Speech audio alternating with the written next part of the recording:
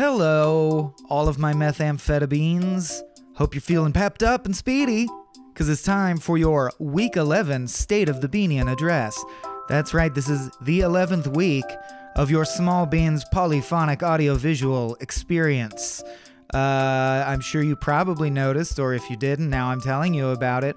We just dropped a major piece of content, Dan and Mike are fighting, featuring myself as Daniel O'Brien and Daniel O'Brien as me. It's really weird podcast switcheroo thing we did.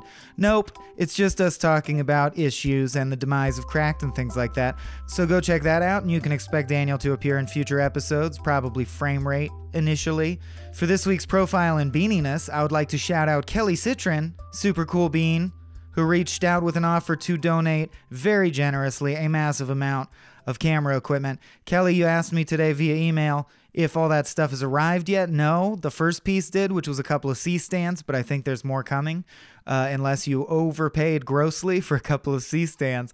But thank you so much from Abe and myself.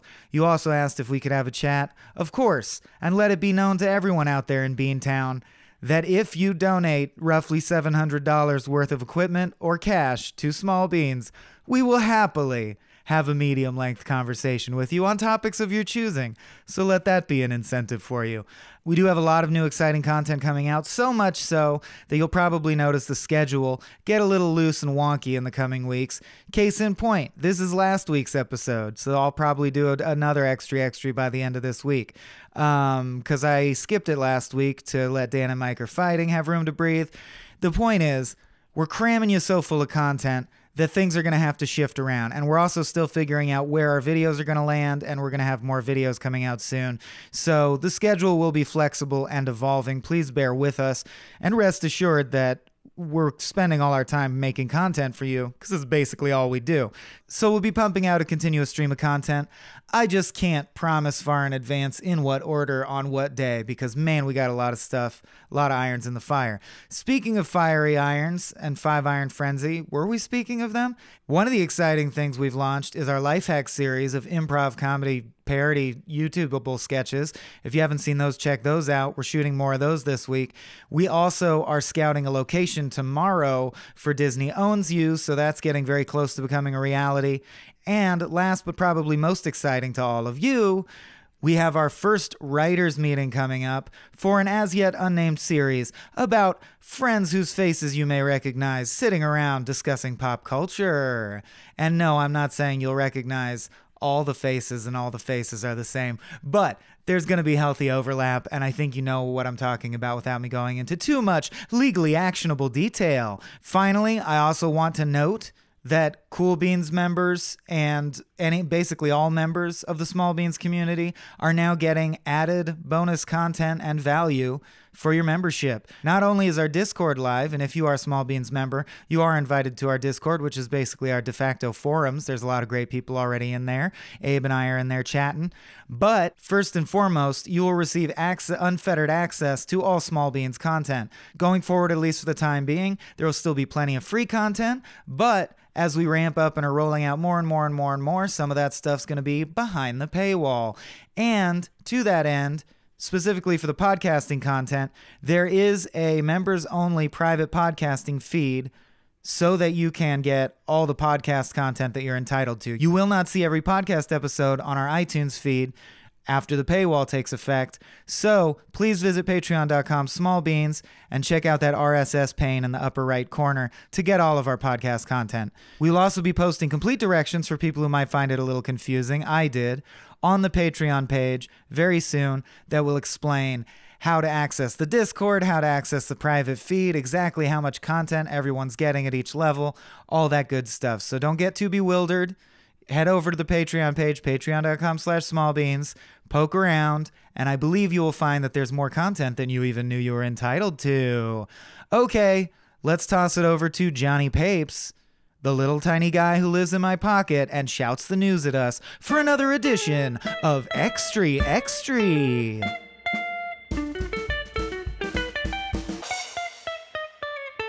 Extree, read all about it. Small Beans News, released like clockwork. If your clock is fairly unreliable, read all about it. Billy Graham, famed evangelical pastor, has died aged 99, just 1 year short of retirement. His last words as he slipped betwixt the veil that separates this life from what comes after were reportedly, oops, never mind, disregard, which friends and family are trying not to unpack too much.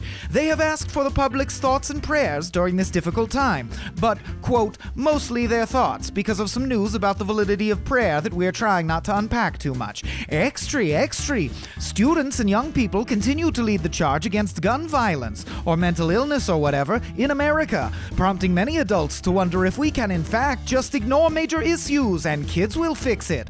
Across the nation, people trapped in awful marriages breathe a sigh of relief, knowing that if things fall apart, it's the children's fault. Marco Rubio was taken to school by said teens at a local town hall, wherein he refused to denounce the NRA, saying, quote, people buy into my agenda, and was roundly booed by the audience. Rubio has said he takes this feedback very seriously, as getting taken to school is one of the easiest ways to get shot in this country. President Donald Trump, never one to ignore a shift in public opinion, has angered Second Amendment stalwarts by signaling that he may be willing to support bans on bump stocks, assault rifles, and defining a well-regulated militia as whoever has cool guns and hates stuff today. NRA hardliners have blasted the president, saying they have photographic proof of a note in Donald Trump's hand revealing that he actually intends to, quote, hear the words of the victims, a stance Wayne LaPierre, NRA president, has called basically exactly the same as ripping the guns out of every hand in America and using them to go back in time and kill the founding fathers. The president also suggests states themselves should decide whether teachers should be armed, because he's realized this is a situation he has no popular way out of. On the one tiny hand, more and more companies, United Airlines, Hertz, Best Western, have cut ties with the NRA, and public support for gun control regulation is on the rise. On the other infinitesimal hand, the ones he'd be pissing off have all the guns. Extree, as coverage of the Winter Olympics draws to a close, the U.S. curling team miraculously, I'm already bored. Extree, Warren Buffett has revealed that the recent Trump tax cuts have benefited his company to the tune of $29 billion. Coincidentally, that's the same tune Nero played while Rome burned. Mr. Buffett claims he is drawing attention to their largesse to show how broken the tax code really is, as a sort of philanthropic act which will in no way involve giving back the money.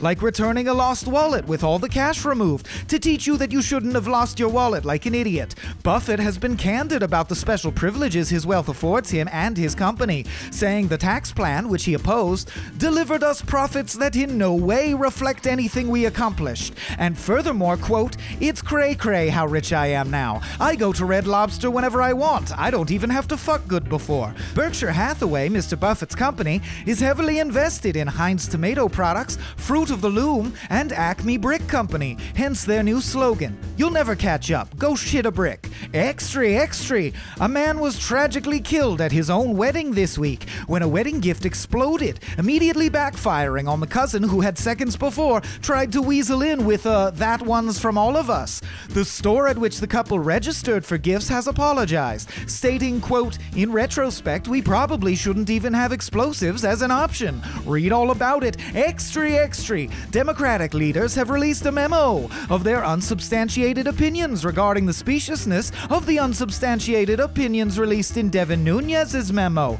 demonstrating that if nothing else, at least they finally understand internet culture. Read all about it. Black Panther continues to set box office records, causing many Hollywood insiders to wonder whether, quote, black can travel after all. Which is to say, the industry we've recently learned is chock-a-block with rapists turns out to be staggeringly behind the times on issues of race as well. In related news, your favorite actor was just accused of bear baiting, trying to cure madness with trepanation, other shit you would have thought we would have fucking knocked off by now. And don't forget to tune in to the Oscars, where you can catch all of Tinseltown's biggest stars congratulating themselves vociferously for letting black people into their thing only 89 years too late. Read all about it. Extree. Director Kevin Smith suffers heart attack and immediately tweets about it. Subsequent tweets defend against, quote-unquote haters who critiqued Smith's heart, calling it somewhat charming but structurally weak and needlessly filthy.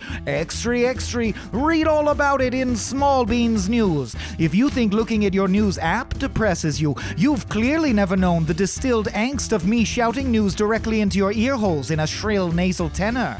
Read all about it. Read all about it. In the most epic butt dial of all time, iPhones held at an Apple repair center inadvertently dialed 911 more than 1,600 times.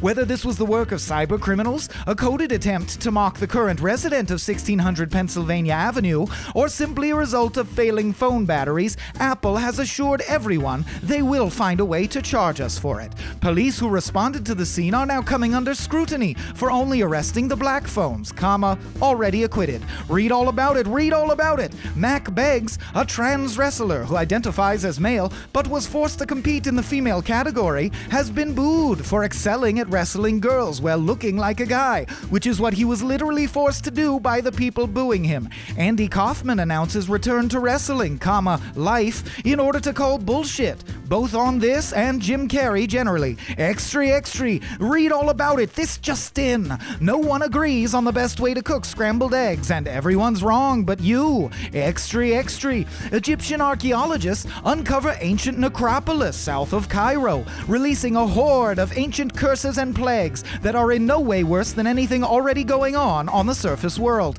The UN has encouraged all refugees of war, thirst, disease, and weather to make their way to the necropolis, where bunks are being set up in the pharaoh's gym. Egyptologists have hailed this as a massive discovery that will take 5 years to excavate and provide scads of new information about these traitorous people who first let cats infiltrate the human species and worshipped furries as gods. And lo, though ye may yiff and scritch thy way into Osiris' good graces, still shalt thy fursuit be entombed with the pharaoh and not brought up much in public. And thy heart shall better be call it laid there. on the Johnny's scale eyes of are getting all like spirally and glowy.